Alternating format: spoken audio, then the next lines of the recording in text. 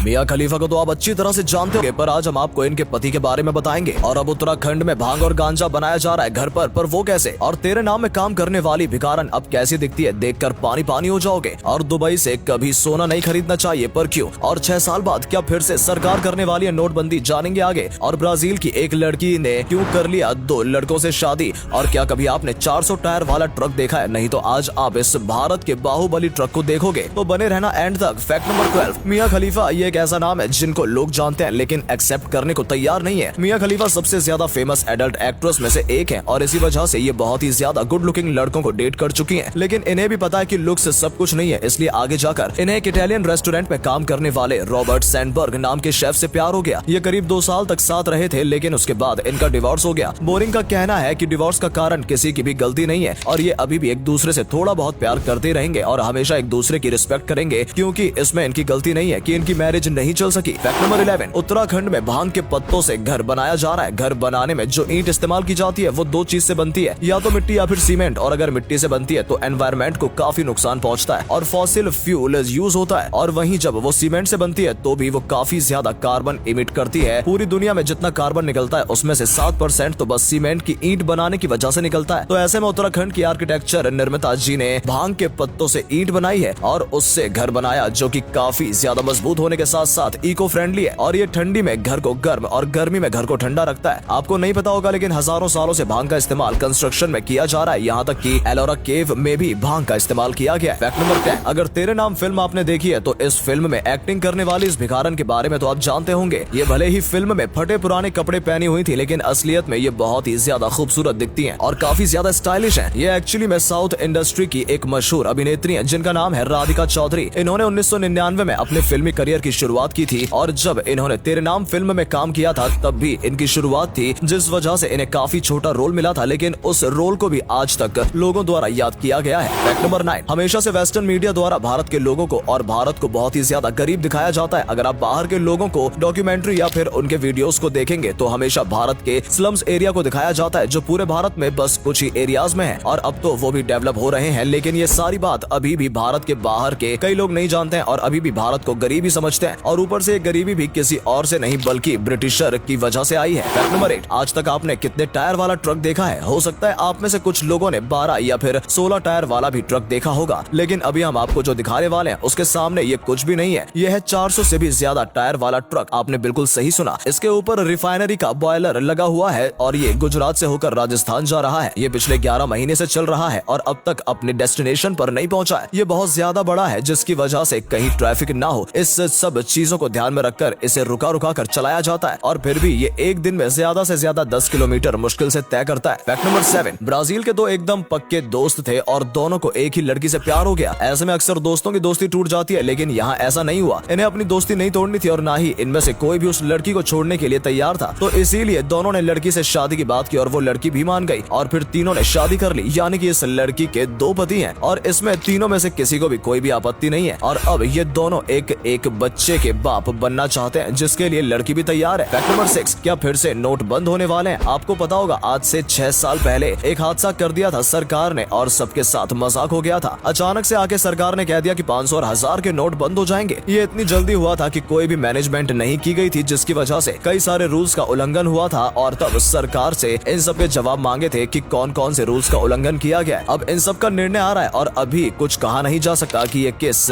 और मोड़ लेगा। फैक्ट नंबर 5, यानी कि इंटरनेशनल स्पेस स्टेशन में लगे कैमरे जो होते हैं वो इतने ज्यादा पावरफुल होते हैं कि वो स्पेस में रहकर भी कैमरों से जूम करके आपके जूते का कलर बता सकते हैं। फैक्ट नंबर 4, थिएटर में अब जो पिक्चर दिखाई जाती है उसके लिए डिजिटल प्रिंटर्स का इस्तेमाल किया जाता है, लेकिन पहले कुछ इस तरीके से प्रिंटर्स या फिर कैसेट का इस्तेमाल किया जाता था। आपको नहीं पता होगा, लेकिन ये देखो यहाँ पर 7 रोल हैं और ऐसे में 7 रोल मिलाकर बस एक पिक्चर बनती है। पहले जितनी भी पिक्चर थिएटर में रिलीज की जाती थी वो कुछ इस तरीके से बनाई जाती थी और अगर इन कैसेट्स में थोड़ा भी स्क्रैच या फिर कुछ मिट जाता था तो फिर थिएटर की स्क्रीन पर भी वैसा ही दिखता था। फैक्ट नंबर 3, अभी भी भारत के फादर ऑफ नेशन के बारे में पूछा जाता है तो आपके मुंह से गांधी जी का नाम निकलता होगा, लेकिन क्या आपको पता है गांधी जी असलियत में फादर ऑफ नेशन नहीं है। हम हमेशा से गांधी जी को फादर ऑफ नेशन कहते हैं, लेकिन एक 10 साल की बच्ची के दिमाग में आया कि ऐसा क्यों, और जब उसने आरटीआई में कंप्लेंट फाइल की तब उसे जवाब मिला कि भारत के संविधान के हिसाब से किसी मिलिट्री पर्सन को छोड़कर किसी को भी कोई टाइटल नहीं दिया जा सकता है, इसलिए गांधी जी को भी फादर ऑफ नेशन जैसा कोई भी ऑफिशियल टाइटल नहीं दिया गया है।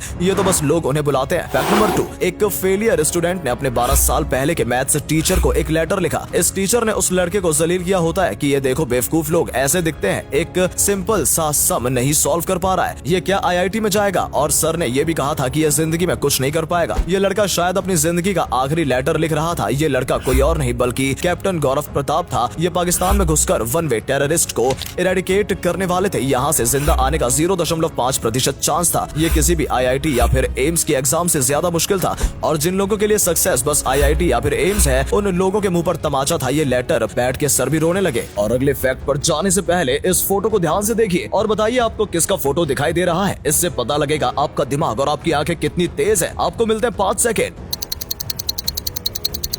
फैक्ट नंबर 1, क्या दुबई में सोना लेना सच में सस्ता पड़ता है? देखा जाए तो हाँ बिल्कुल। अगर आप दुबई से सोना लाते हो तो आपको 7 से 10 हजार रुपए तक का फायदा हो सकता है। ऊपर से दुबई में आपको बहुत ही ज्यादा वैरायटी की डिजाइन मिल जाएगी जितनी आपको इंडिया में नहीं मिल पाएगी। दुबई में एक शॉप में ही आपको 80 से ज्यादा अलग अलग चेन के डिजाइन ऑलरेडी बने हुए मिल जाएंगे, लेकिन वहीं इंडिया में एक दुकान पर 10 से 20 चेन ही होती है। दोस्तों, अगर आपको ये वीडियो पसंद आई हो तो इसे अधिक से अधिक लाइक और शेयर करें। साथ ही हमें कमेंट करके बताएं कि आपको इनमें से कौन सा फैक्ट सबसे ज्यादा मजेदार लगा। आज के लिए इतना ही। आपसे फिर मिलेंगे एक नई वीडियो और ढेर सारी रोचक जानकारियों के साथ।